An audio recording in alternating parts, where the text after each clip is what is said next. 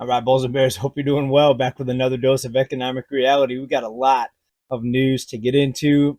You may not believe some of the news that's out today. A lot of different things being done to keep this economy functional with the all-time high debt levels that we're at right now. Amongst consumers, we've got several Hooters restaurants closing rapidly. That's big news, right? Hooters has the best breasts, is what I hear. I'm talking about chicken breasts. I'm not talking about anything else. Actually, I've never been to a Hooters, so I don't know. But I just thought I'd try to make a corny joke to get things started. Also, today we're going to get into what the Fed is doing. They're easing capital rules on banks. Remember, banks don't have to have any money in reserves to loan out money ever since 2020. It's an emergency program that's still in place as of today, even though there's no emergency except for a collapsing economy and a broke U.S. consumer. I guess there is still an emergency if you call that an emergency. I actually would. So we have weakening capital rules. They were supposed to tighten the rules or make it more make it to where the banks had to hold more capital. Well, they backed off of that for obvious reasons. We're going to talk about that. We're also going to talk about rate cuts. Rate cuts are now being projected by a major economic publication, and we're going to tell you what they mean and why they're saying rate cuts may be coming, which is ridiculous because inflation is still hurting most people, right? We just looked at the numbers, what, 3 reports ago? We got 70, was it almost 80% of people now living paycheck to paycheck? It was 76%. So things are getting worse as far as people getting further into debt, more percentage of the population living paycheck to paycheck. Those things are getting worse, but yet we're talking about rate cuts, which is going to make things go crazier, right? So people will be able to borrow more money and can afford these monthly payments for a little bit longer. They're going to do what they can do to kick the can down the road. First, let's go ahead and start right here. And I'm not lying, and I'm not saying this just because my wife watches these videos. I've never been to Hooters. Hooters abruptly closes 40 locations as restaurant crisis deepens. What are they saying here? They're saying, let me get this ad out of my way.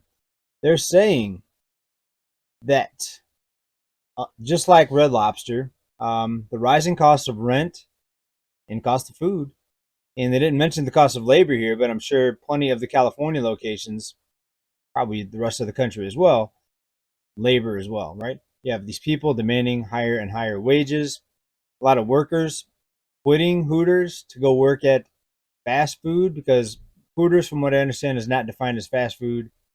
It's more of a sit down facility. So they don't have to pay $20 an hour. Could be wrong on that, but that's what I read here. The raft of closure happened over the weekend, while others in recent weeks. The locations mostly in Florida, Kentucky, Rhode Island, Texas, and Virginia. I'm surprised California is not on the list yet. So Hooters closing. Sorry to some of you that love to go to Hooters, but we're going to see a lot of restaurants. I think they're going to completely close down. Next, Bloomberg, the Fed's key inflation gauges may offer path to rate cuts. So here's what Bloomberg is basically saying. They're saying that slowing inflation, which means prices are still going up, just not as fast as they were previously, slowing inflation will be the key to the Fed cutting rates as soon as September, right? Only a couple months away. It's almost July. If that were to be true, that would be a very, very bad thing for inflation. Right? Cost of living would go up even more. More people can borrow money, right? More people can finance their debt with lower rates, and it's just going to make things worse. While it will kick the can down the road, it's ultimately going to make things worse because people will be able to take on more debt. So I think it's a very bad move if they do that. But think about this: cost of living is too high, and the Fed, they're not wanting the cost of living to come down. They just want the cost of living to go up less quickly, right? And they're going to say, we won the war on inflation. Inflation is slow. In the meantime, in a few months, it's going to be 80% of the people living paycheck to paycheck, 85%. I mean, it's getting to the point where people have to start looking at this news. I mean, most people are just talking about what's the news, the big news. What's her name? The basketball player. Um, Caitlin Curry. No, what's her name? She's all in the news. Caitlin Clark. Everybody's talking about Caitlin Clark. That's what people are worried about. Right? They're not worried about the U.S. consumer getting buried under mountains of debt. And people think because they see people go shopping that means everybody's doing fine. No, it just means they're putting more on credit cards. And it's not just me saying that. Take a look at this report here. Retailers see a 78% boost from low-income shoppers' use of credit. And what's being reported here, it used to be debit cards were the main thing. People swipe their debit cards. Now people, because they don't have the funds in their checking account, are using more credit cards, a boost of 78% from use of credit. And these are low-income shoppers, right? So what does that tell you about the banks? Right? The banks are still giving out easy money, easy money. It's just like 2008 in the housing market, right? No income loans. We have people getting credit cards that shouldn't be getting credit cards, right? And I've spoken here a few times about some good friends of mine that filed bankruptcy, and they got credit cards the very next month, and they got a mortgage within about a year, right?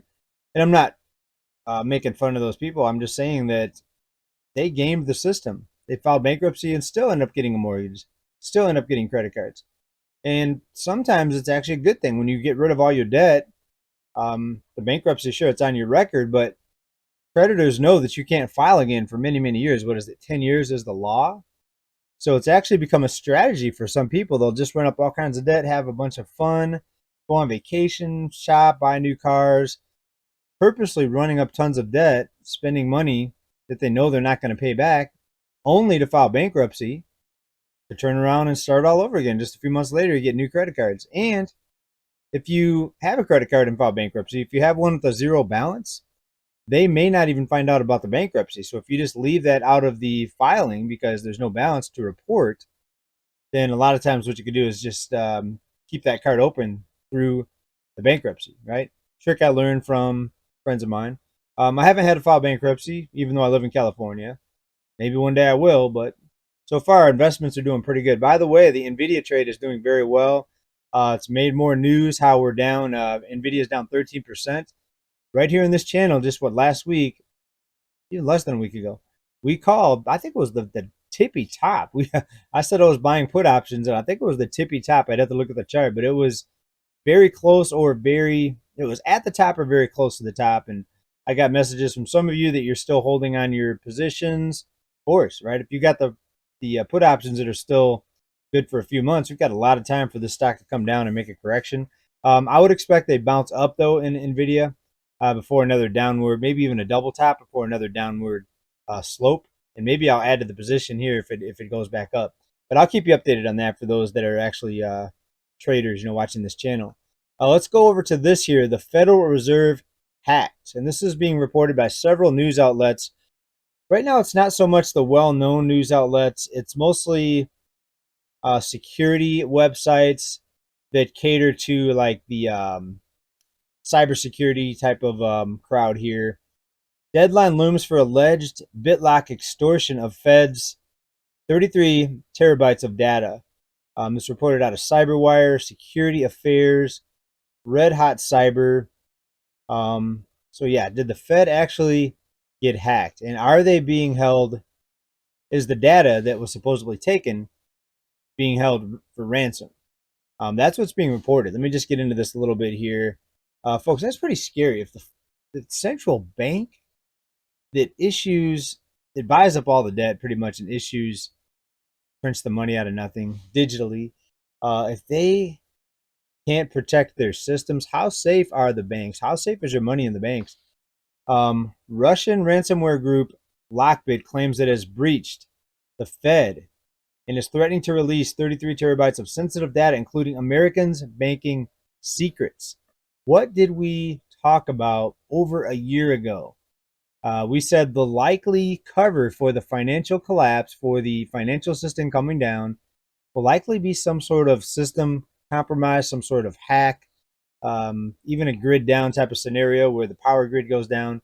Any one of these things could be a perfect cover for the failing financial system. And then what they can do is they can come out and say, sure, our policies were working fine, nothing was wrong, we were doing a great job until these hackers came in and they ruined everything, right? Just like they'll say in 2008, just like they did say in 2008. Oh, nobody saw this coming. No one thought the housing market was overpriced, when really a lot of people did. Just like today, people think the housing market's overpriced, but they're still denying that it's a bubble.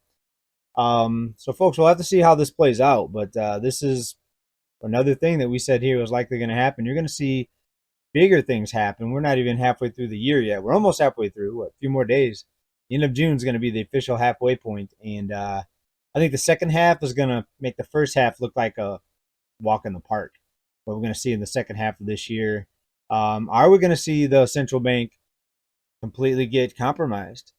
And will that trigger some sort of financial collapse? Remember, I said they have to throw a gear in this debt wheel, in this debt system. They've got to throw a monkey wrench in it to stop this. You have to stop the issuance of debt. You have to take the Federal Reserve down with a hack. That's one way to stop it. That'll bring things to a halt, and you would see prices crash. Now, I'm sure they would come in with a bunch of rescues. They would say no homes can get foreclosed, no cars can get repossessed because of this new crisis, and we'll have to send out a bunch of checks to people. They'll find ways to keep things propped up, in my opinion. If they don't, you're talking about a very big collapse if we do see something really happen to the central bank, right? Let me know what you think about that down in the comments. Fearing losses, banks are quietly dumping real estate loans, right? We know banks want to dump these loans. The question's always been, who's buying them? Guess who? The central bank. Central bank's always going to buy it. Why? Because they can type in digits on a screen and create trillions of dollars to buy up whatever they want. Whatever they want. So, of course, banks are going to be dumping real estate loans, and quietly. They don't want to sound the alarm bell. They don't want people to run for the exits or run to get their money out of the bank, knowing that the banks technically are insolvent. Now, it doesn't mean that they won't get rescued with the buyer and lender of last resort. Anyways, you know the story there. Let's go over here. Got a story here. This is Janet Yellen's out there basically saying she's going to help renters. And this will not work, I guarantee. U.S. Treasury Secretary Yellen unveils a $100 million affordable housing fund while in Minneapolis. So here are some of the things that she says are going to help low-income families get more housing. This is going to be low-income housing. First of all, she said there's a shortage of about 7 million homes in the U.S. The scary part is the number of new people that are coming here. There's no way we can build enough homes to keep up with all these people. What are we going to do when the hotels are all filled with all the new people coming to this country, right? None of this is going to work, what she's talking about here. But here's what she's saying, and I can't believe anyone would believe this would work. There's going to be tax credits for first-time home buyers. Oh, great. So home prices are so high, hardly anyone can afford them. But you think tax credits is going to make things better? It's not going to make home prices come down.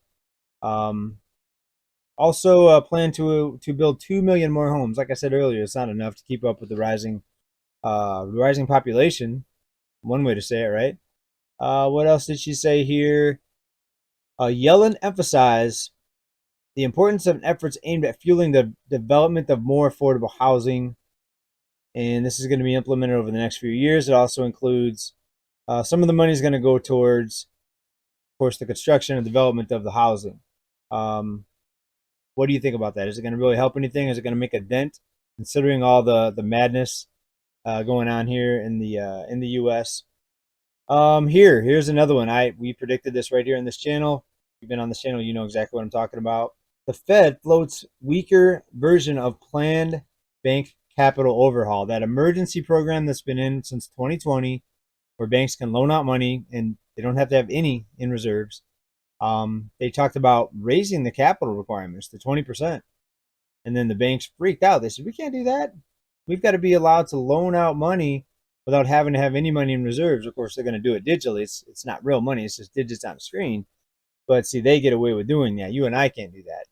But they get away with doing that. The Fed has shown other U.S. regulators a 3-page document of possible changes to the bank capital overhaul that would significantly lighten the load on Wall Street lenders. So they're going to make it easier. What's it going to be, a 1% requirement? I'd guess a fraction of 1% if I had to guess, based on the based on the current situation and based on the current condition of the banks, it would be surprising to me. Let me just read it here. The original increase was going to be as high as 20%. Then they were talking about 16%. Now they're talking about as low as 5%. Wow, that's pretty hefty considering we had a zero reserve requirement for what, over 4 years now. So I'll be surprised if it's 5%. We'll have to see how this plays out, folks. But let me know what you think about that here down in comments. And what do you think about all this news? Hooters closing down 40 locations. Rate cuts. Bloomberg says rate cuts by September.